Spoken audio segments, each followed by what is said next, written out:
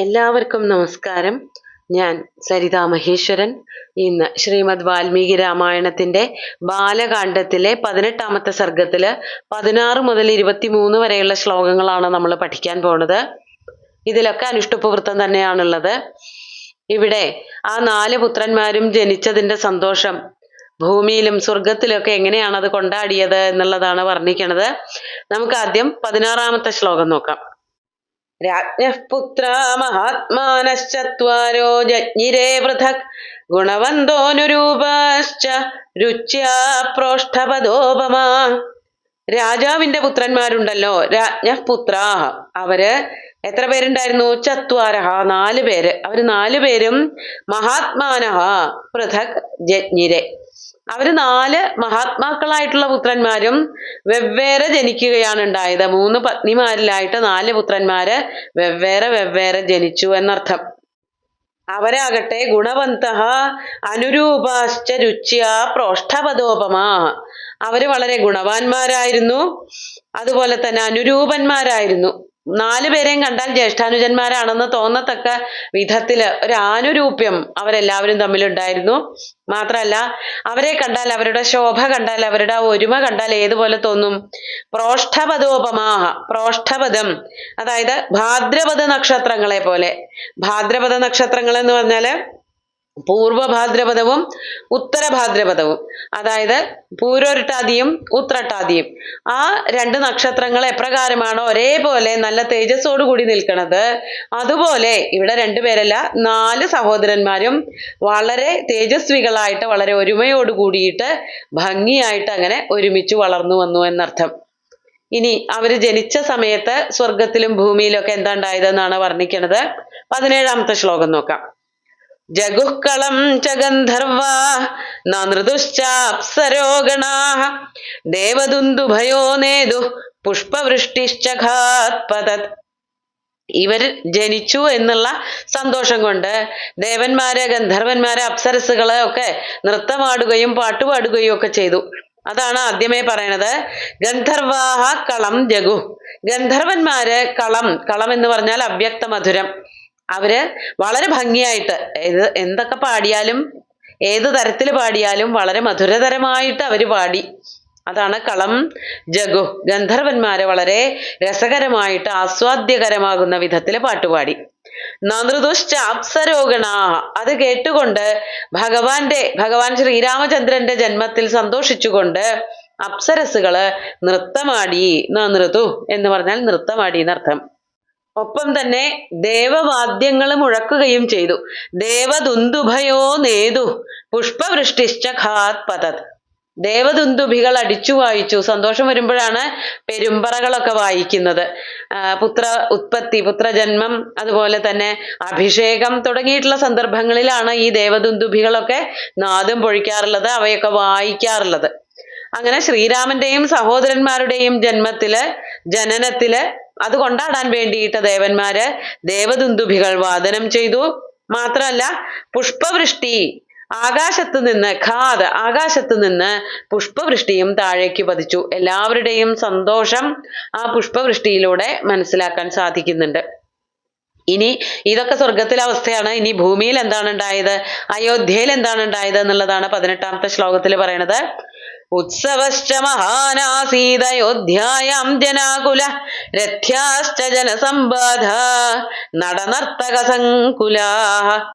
19ാമത്തെ ശ്ലോകം കൂടി ചൊല്ലാം. ഗായനൈശ്ച വിരാവിണ്യോ വാദനൈശ്ച തഥാപരൈഃ വിരേജുർവിപുലാസ്തത്ര സർവരത്ന സമന്വിതാഃ. ഉത്സവശ്ച മഹാനാസീദയോധ്യായാം ജനാകുല. അയോധ്യയിലാകട്ടെ, സ്വർഗത്തിലെ കഥ പറഞ്ഞു, ഇനി അയോധ്യയിലാകട്ടെ ഉത്സവശ്ച മഹാൻ ആസീദ്, മഹാൻ ഉത്സവ ആസീദ്, വലിയൊരു ആഘോഷമായിട്ടാണ് പുത്രജന്മം കൊണ്ടാടിയത്. അവിടെ ജനങ്ങളൊക്കെ പുറത്തേക്കിറങ്ങി. വീടിന്റെ ഉള്ളിലിരുന്ന ജനങ്ങളൊക്കെ പുത്രന്മാരുണ്ടായി എന്നറിഞ്ഞതോട് കൂടിയിട്ട് പുറത്തിറങ്ങി, വഴിയിലിറങ്ങി ആഹ്ലാദം പങ്കുവച്ചു. ജനാകുലഹ, ജനങ്ങളൊക്കെ ആകുലരായി എന്നുള്ളത് കൊണ്ട് ദുഃഖിതരായി എന്നല്ല, എല്ലാവരും തിരക്കിട്ട് അയോധ്യാപുരിയുടെ അടുത്തേക്ക് വന്നു ദശരഥ മഹാരാജാവിന്റെ പുത്രന്മാരെ കാണാൻ വേണ്ടിയിട്ട്. രഥ്യാശ്ച ജനസമ്പാദ. രഥ്യ എന്ന് പറഞ്ഞാല് വീഥികള്, ചെറിയ ചെറിയ വഴികള്, വലിയ വഴികള്, കൊട്ടാരത്തിലേക്ക് പോകുന്ന മാർഗങ്ങളൊക്കെ ജനങ്ങളെ കൊണ്ട് നിറഞ്ഞു. നടനർത്തക സങ്കുലാഹ. സാധാരണക്കാര് മാത്രമല്ല, നൃത്തം ചെയ്യുകയും പാട്ടുപാടുകയും ചെയ്യുന്ന കലാകാരന്മാരെ കൊണ്ട് ആ മാർഗങ്ങളൊക്കെ അടഞ്ഞുപോയി അല്ലെങ്കിൽ നിറഞ്ഞുപോയി എന്നർത്ഥം. അടുത്ത ശ്ലോകത്തിൽ അത് തന്നെയാണ് പറയണത്. ഗായനൈശ്ച വിരാവിണ്യോ വാദനൈശ്ച തഥാപരൈ. ഉറക്കെ നല്ല ശബ്ദത്തില് കേൾക്കാൻ ഇമ്പമുള്ള രീതിയിൽ പാട്ടുപാടുന്നവര്, നല്ല ഭംഗിയായിട്ട് വാദ്യങ്ങൾ വായിക്കുന്നവര്, അവരെല്ലാവരും കൂടിച്ചേർന്നുകൊണ്ട് വിപുലാസ്തത്ര സർവരത്ന സമന്വിതാഹ. ആ വഴിയിൽ എല്ലാവരും വന്ന് കൂടിച്ചേർന്ന് പാട്ടുപാടുകയും വാദ്യങ്ങൾ ഘോഷിക്കുകയും ഒക്കെ ചെയ്തപ്പോൾ അവിടെ രത്നങ്ങൾ കോരിച്ചൊരിഞ്ഞു എന്നാണ് പറയണത്. വിരേജുർ വിപുലാസ്തത്ര സർവരത്ന സമന്വിതാഹ. എല്ലാവർക്കും രത്നങ്ങളൊക്കെ ലഭിച്ചു. രാജാവ് സന്തോഷത്തോടു കൂടിയിട്ട് എല്ലാവർക്കും ദാനങ്ങളൊക്കെ ധാരാളമായിട്ട് നടത്തി എന്നാണ് നമുക്ക് മനസ്സിലാക്കാൻ സാധിക്കുന്നത്. ഇതിലെ പാഠഭേദങ്ങളൊക്കെ വരുന്നുണ്ട്. അതുകൊണ്ടാണ് കൂടുതലായിട്ട് അർത്ഥം മനസ്സിലാക്കാൻ പറ്റണത്. ദാനം നടത്തിയിട്ട് എല്ലാവർക്കും രത്നാദി വിലപിടിപ്പുള്ള രത്നം പോലെയുള്ളതായ വസ്തുക്കളൊക്കെ ദാനം ചെയ്തു അത്രേ രാജാവ്. അടുത്ത വരിയിലും അത് തന്നെയാണ് പറയണത്. 20-ാമത്തെ ശ്ലോകം നോക്കാം. പ്രദേയാംശ്ച ദദൗ രാജാ സൂതമാഗധവന്ദിനാം ബ്രാഹ്മണേഭ്യോ ദദൗ വിത്തം ഗോധനാനി സഹസ്രശ. രാജാവ് സൂതമാഗധവന്ദികൾക്കൊക്കെ തന്നെ, ഇവരൊക്കെ പാട്ടുപാടി ഉത്സാഹിച്ച് നടക്കുന്നവരാണ്. രാജാവിന്റെ ശ്രേഷ്ഠതകളെ പറ്റിയിട്ട്, രാജാവിനുണ്ടായ ജയങ്ങളെ പറ്റിയിട്ട്, പുത്രന്മാര് ജനിച്ചതിനെ പറ്റിയിട്ടൊക്കെ പാട്ടുപാടി ആനന്ദിച്ച് നടക്കുന്നവരാണ് സൂതന്മാര്, മാഗധന്മാര്, വന്ദികളൊക്കെ തന്നെ. അവർക്കെല്ലാവർക്കും, അവർ ഇതുപോലെ പാട്ടുപാടി നടന്നപ്പോൾ അവർക്ക് എല്ലാവർക്കും വേണ്ടത്ര ദാനം ചെയ്തു. പ്രദേയാംശ, അവര് ധാരാളമായിട്ട് നൽകേണ്ട, അതായത് ദാനം നൽകേണ്ടവരായിട്ടുള്ള, ദാനമോ അല്ലെങ്കിൽ ഉപഹാരമോ സമ്മാനമോ ഒക്കെ നൽകേണ്ടവരായിട്ടുള്ള ജനങ്ങൾക്കൊക്കെ രാജാവ് സമ്മാനം നൽകി. അതുപോലെ ബ്രാഹ്മണേഭ്യോ ദദൗ വിത്തം, ബ്രാഹ്മണർക്കായിക്കൊണ്ട് ധാരാളം ധനങ്ങൾ കൊടുത്തു, പശുക്കളെ കൊടുത്തു. ഗോധനാനി സഹസ്രശ, ആയിരക്കണക്കിന് പശുക്കളെയും ദാനം ചെയ്തു, ധനവും കൊടുത്തു എന്നൊക്കെ. സഹസ്രശ 1000 ബ്രാഹ്മണര്, അല്ലെങ്കിൽ 1000-ത്തിനേക്കാൾ കൂടുതൽ, വെറുതെ ഒരു എണ്ണം പറയണമെന്നേ ഉള്ളൂ. ധാരാളം ദാനങ്ങൾ നടത്തി ബ്രാഹ്മണർക്ക് കൊടുത്തു. അതുപോലെ പാട്ടുപാടി ലോകത്ത് മുഴുവനും ഈ കഥ പറഞ്ഞ് നടന്നവരായിട്ടുള്ള സൂതമാഗധ വന്ദികൾക്കൊക്കെ ഉപഹാരങ്ങൾ രാജാവ് നൽകുകയുണ്ടായി. അത് കഴിഞ്ഞ് അവരുടെ പേരിടാനുള്ള പുറപ്പാടാണ്. അതാണ് 21-ാമത്തെ ശ്ലോകത്തില്.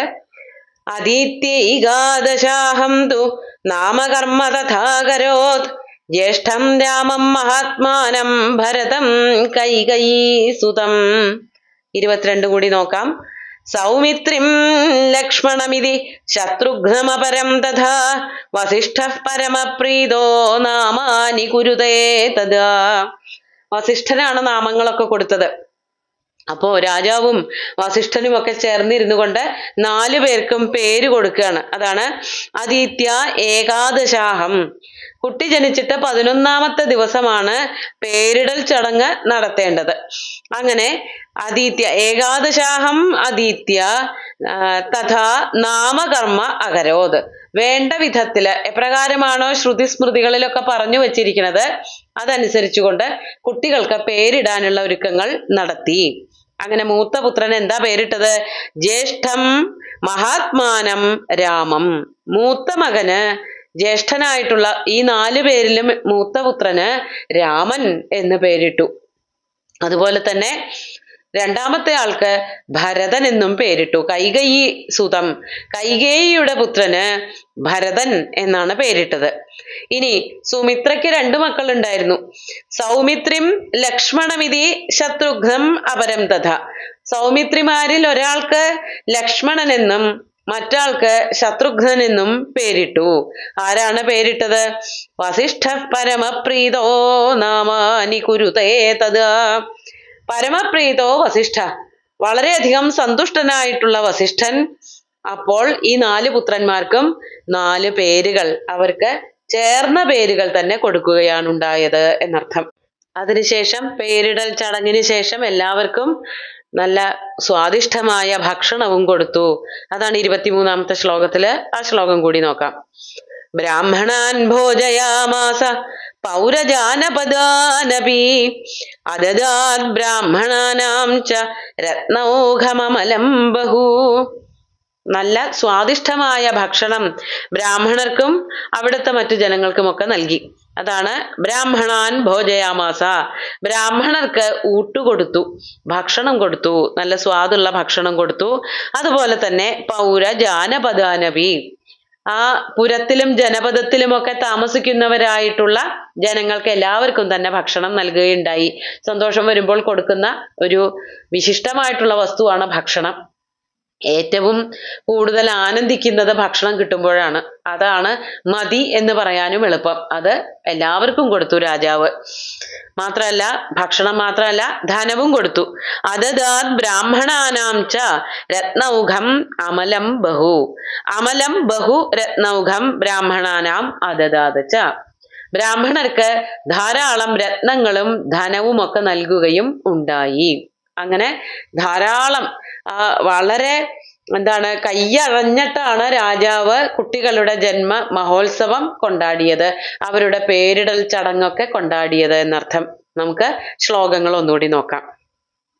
രാജ്ഞഃ പുത്രാ മഹാത്മാനശ്ചത്വാരോ ജജ്ഞിരേ പൃഥക് ഗുണവന്തോനുരൂപാശ്ച രുച്യാ പ്രോഷ്ഠപദോപമാഃ ജഗുഃകലം ച ഗന്ധർവാ നൃതുശ്ചാപ്സരോ ഗണാഃ ദേവദുന്ദുഭയോ നേതു പുഷ്പവൃഷ്ടിശ്ച ഖാത്പതത് ഉത്സവശ്ച മഹാനാസീദയോധ്യായാം ജനാകുല രഥ്യാശ്ച ജനസംബാധാ നടനർത്തകസങ്കുലാഃ ഗായനൈശ്ച വിരാവിണ്യോ വാദനൈശ്ച തഥാ പരൈഃ വിരേജുർവിപുലാസ്തത്ര സർവരത്നസമന്വിതാഃ പ്രദേയാംശ്ച ദദൗ രാജാ സൂതമാഗതവന്ദിനാം ബ്രാഹ്മണേഭ്യോ ദദൗ വിത്തം ഗോധനാനി സഹസ്രശഃ അദിത്യൈകാദശാഹം തു നാമകർമ്മ തഥാ കരോത് ജ്യേഷ്ഠം രാമം മഹാത്മാനം ഭരതം കൈകയീസുതം